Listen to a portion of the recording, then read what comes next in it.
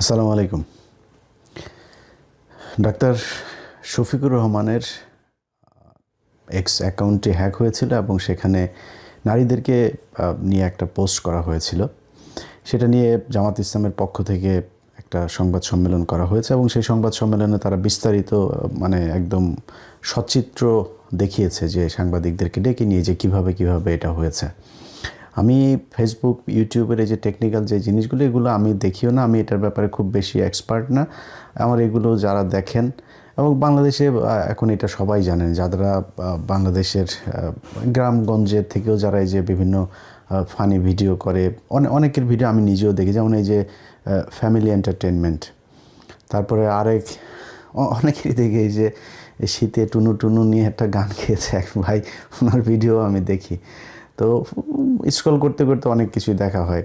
তো এইরকম যারা একদম প্রত্যন্ত এলাকা থেকেও ভিডিও করেন, তাদেরও আমার বিশ্বাস যে সবারই একজন না একজন কারো না কারোর কাছে তারা তাদের ফেসবুক পেজ দেখভাল করার দায়িত্ব দিয়ে রেখেছেন। যে কোনো সমস্যা হলে, হ্যাক হলে, কপিরাইট খেলে, নানান বিষয়ে তারা তাদের দ্বারস্থ হন।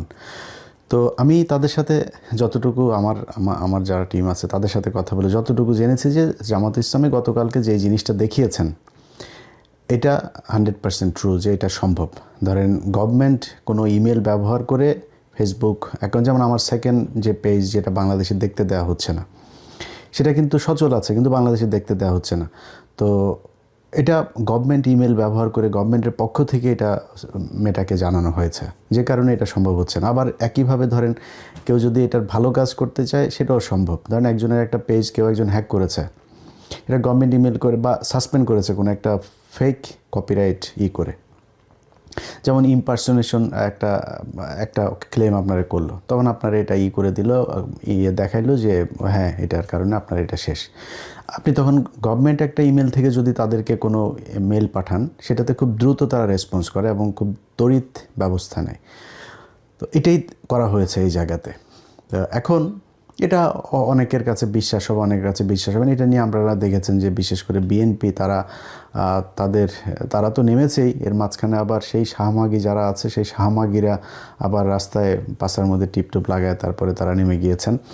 তো তাদেরকে অনেক দিন আমরা দেখি নাই মাঠে, তারা এই সুযোগ একটা পেয়ে তারপরে নেমে এসেছেন। ওনাদের ধরেন ওই যে আওয়ামী লীগের সময়ে এক নারী ধানের শীষে ভোট দেয় নেই দেখে, ভোট দিয়েছে দেখে এই জন্য রাতের বেলা গিয়ে 6 জন মিলে ধর্ষণ করলো। তারপরে গিয়ে এই যে কয়দিন আগে মহিলাদের জামাত ইসলামের মহিলাদের পেটে লাথি মারলো, তারপরে হিজাব টেনে খুলে ফেললো। এগুলোতে কোনো সমস্যা হয় না, কিন্তু এগুলোতে কিন্তু তারা এই শাহমাগিদেরকে আমরা মাঠে দেখি নাই। এটাতে বিশেষ উদ্দেশ্যে তারা নেমে এসেছেন এবং তাদের নির্দিষ্ট কিছু আপনার অ্যাসাইনমেন্ট আছে, যে অ্যাসাইনমেন্টগুলো দিল্লি থেকে দেওয়া হয় সেগুলো তারা পালন করে। এগুলো প্রথম আলো, ডেইলি স্টার প্রমোট করেন। তো তারা আবার নেমে এটারে নিয়ে ব্যাপক আকারের একটা জল ঘোলা করার চেষ্টা চালিয়ে গেল এবং সেটাতে পাবলিকের খুব একটা ভালো সাড়া পায় নাই, খুব একটা সুযোগ সুবিধা করতে পারে নাই। কিন্তু যেটাই হোক, মনে করেন যতটুকু হয়েছে এটা নিয়ে অনেক কিছু, 2 দিনে অনেক ঘটনা ঘটলো। এখন মনে করেন জামাত ইসলামের এটা ওনারা বিশ্বাস করেন, জামাত ইসলাম সংবাদ সম্মেলন করে যেটা বলেছেন, আমি ধরে নিলাম ওনাদের দলে গেলাম কিছুক্ষণের জন্য, যে ধরলাম ডক্টর শফিকুর রহমান এই পোস্টটা তিনি করেছেন। আচ্ছা, এবার আপনি আমার বলেন সেই পোস্টে তিনি কি বলেছেন। এই পোস্টে তিনি যে কথাটা বলতে চায় সে কি মনে করেন যদি শফিকুর রহমান করেও থাকে বা যেটা লেখার চেষ্টা করা হয়েছে, সে কি বলেছে যে যারা বাইরে কাজ করতে যায় সবাই পতিতা? এটা বলা হয়েছে? বাইরে কাজ করতে যায় সেসব নারীদেরকে পতিতা বানানোর চেষ্টা করা হয় বা বানানো হয়, তারা নিজেরা সবাই এটা বলা হয় নাই কিন্তু। আচ্ছা, এখন আমি যদি ওনার পোস্টকে এখন ডিফেন্ড করি, তাইলে আমি কিছু কথা বলে আপনাদের কারো পছন্দ হবে না, সেটা আপনার ব্যাপার। আমি আমার মন্তব্যটা বলি। আচ্ছা ভাই, ধরেন বাংলাদেশে যেসব নারীরা কাজ করতে যায়, এই দেশে আমার অনেক মা বোন, আমার দেশের মানুষ অনেকে বাইরে কাজ করতে যায়, তারা সবাই মাঠে গিয়ে গিয়ে বসেদের সাথে ঢলাঢলি করতে চায় এরকম না। এখানে কিছু মানুষ আছে, কিছু নারী আছে যারা অফিসে, এরকম নারীও আছে, আমরাও তো অফিসে জব করে এসেছি, ভাইয়া এটা একটু দেখেন, এমন করে আপনার ঘাড়ে পড়বে, বুঝাই যায় যে সে খুলতে চায়। এরকম কিছু নারী কিন্তু আবার কিছু কিছু অফিসে আছে। তো তাদের কথা বাদ, আমি ভালো নারীদের কথা বলি। আচ্ছা আপা, খালা, মা, আপনারা যারা চাকরি করেন, আপনারা চান না যে মানে আপনার ইজ্জত নিয়ে আপনি কোনো যৌন হয়রানির শিকার হবেন না, এরকম একটা সমাজে, এরকম একটা অফিসে, এরকম একটা পরিবেশে আপনি কাজ করতে চান? এটা চান তো?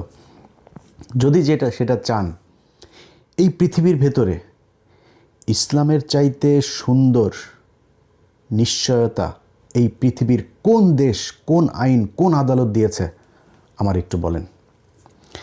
আমাদের মুসলমান হিসেবে বাংলাদেশের মানুষের গলায় দড়ি দিয়ে মারা যাওয়া উচিত।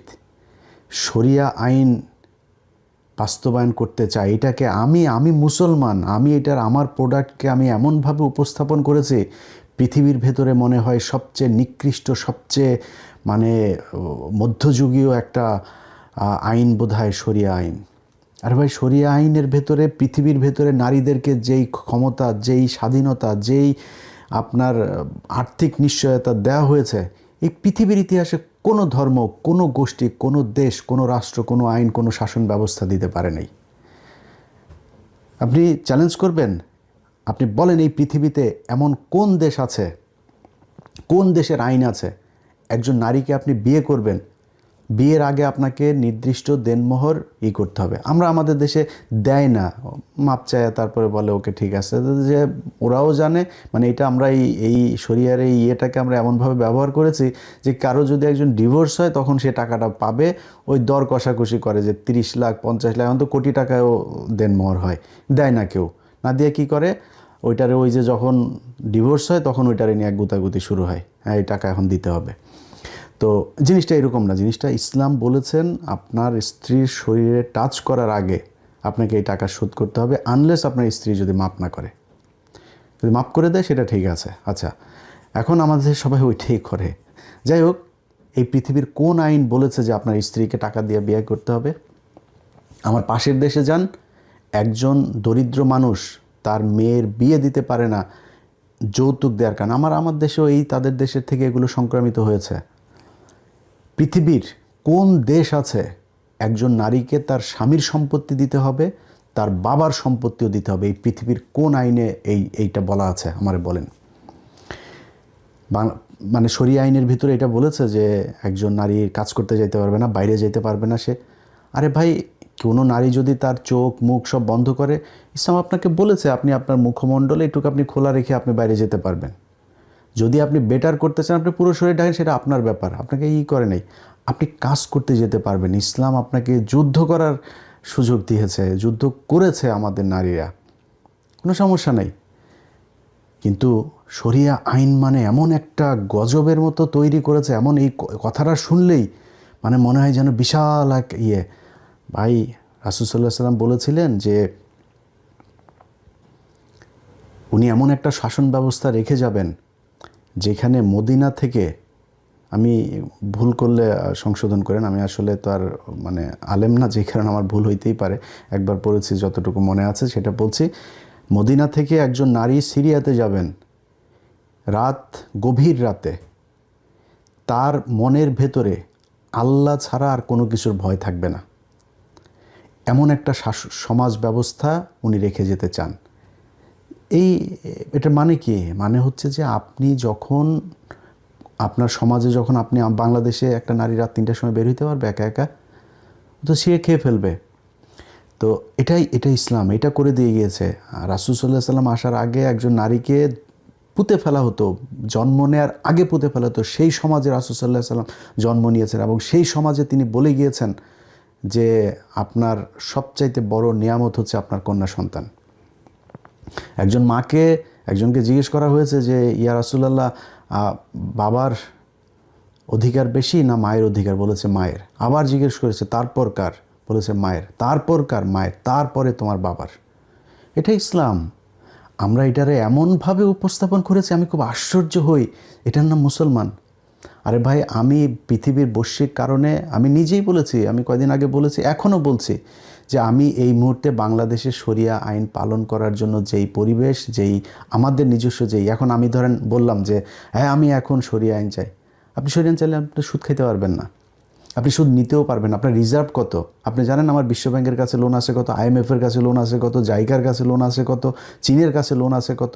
আমি সারা আপনি দিতে পারবেন? পরের দিন আপনি দিয়ে দিতে হবে। আপনি তো সুদ খাইতে পারবেন না, নিতেও পারবেন না, দিতেও পারবেন না, সাক্ষী থাকতে পারবেন না, লিখতে পারবেন না। 4 জন যাবে হাজতে, দোজখে।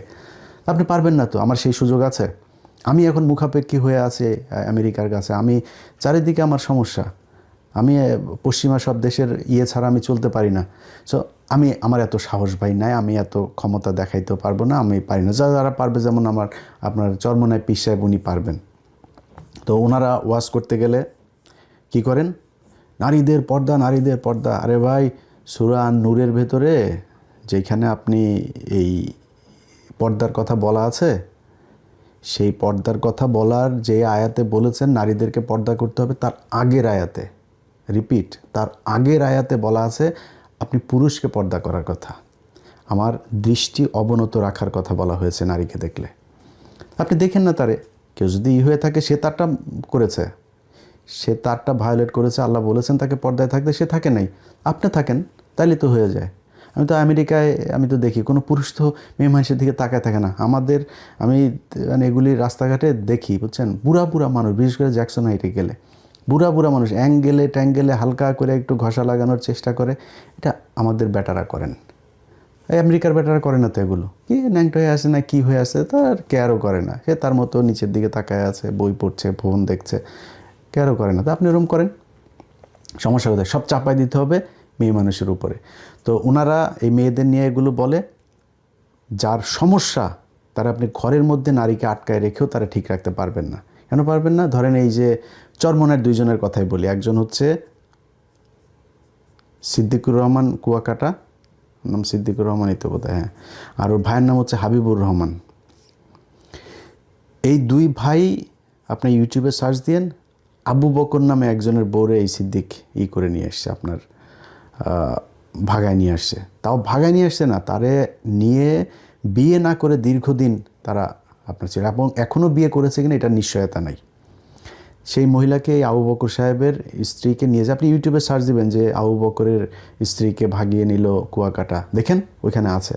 এই হাবিবুর রহমান মিসবা এই আরেকজনের বউরে নিয়ে আসছে। তো তারা কাদের বউকে নিয়ে আসছে? রাস্তায় বেপর্দা এক মেয়েকে নিয়ে আসছে, আরেক আলেমের বউকে নিয়ে আসছে, যার কিনা মুখ থেকে নাক চোখ কোনো কিছু দেখা যায় না। তা আপনি তো পর্দা করে, ওই নারী তো আপনার হাত থেকে বাঁচতে পারে নাই, ওই মহিলার হাজব্যান্ড আপনার হাত থেকে বাঁচতে পারে নাই, তার বউকে আপনি নিয়ে আসেন, ছোটো ছোটো বাচ্চা রেখে সেই মহিলা চলে এসছে আপনার কাছে। তো আপনার কাছে পর্দা করে লাভটা হইলো কি? কারণ ওনারা এটারে ব্যবহার করেন। কেউ যদি শরীয়তকে ব্যবহার করে নিজের মতো করে নারীদেরকে করতে চায়, সৌদি আরবে বাংলাদেশের একজন মানুষ যায় যদি নাকি চুরি করে, তার আপনি হাত কেটে দিবেন। কিন্তু সৌদি আরবের একজনের মেরে ফেললেও তার কোনো বিচার নাই। ঘরে কাজের বুয়া নিয়ে একটারে করলে সেটারও কোনো বিচার নাই। ওনাদের জন্য আবার আলাদা, এটা আবার কাস্টমাইজ করে শরিয়া আইনকে তারা তাদের মতো করে ব্যবহার করে। ওইটা তো ইসলাম না। ইসলাম কোরআন যেটা বলেছে সেটাই ইসলাম। এর বাইরে পৃথিবীর কোন দেশ ইসলাম, কোন হুজুর কেমনে কি ব্যবহার করলো, ওইটা আমার দেখার বিষয় না। কোরআনের বাইরে শরিয়ার কোনো কিছু নেই। সে কোরআন আপনাকে বলেছে শরিয়ার মধ্যে যে একজন মানুষের, একজন নারীর অধিকার কি, সেটা স্পষ্টভাবে বলে দিয়ে গিয়েছে। একজন বলতে পারেন যে ধরেন ভাই, শরিয়া আইন তো এটার চাইতে, আপনার যেই সব দেশে শরিয়া আইন আছে তার চাইতে তো যেই সব দেশে শরিয়া আইন নাই, তারা আমাদের চাইতে অনেক ভালো আছে। হ্যাঁ, আমাদের চাইতে অনেক ভালো আছে, মানে আপনার কাছে মনে হইতে পারে অনেক ভালো আছে। ধরেন পশ্চিমের অনেক দেশ, তাদের প্রচুর সম্পত্তি আছে, প্রচুর টাকা পয়সা। একটা মানুষ বাংলাদেশে যদি চিকিৎসা নিতে যায়, ঢাকা মেডিকেলের যদি তার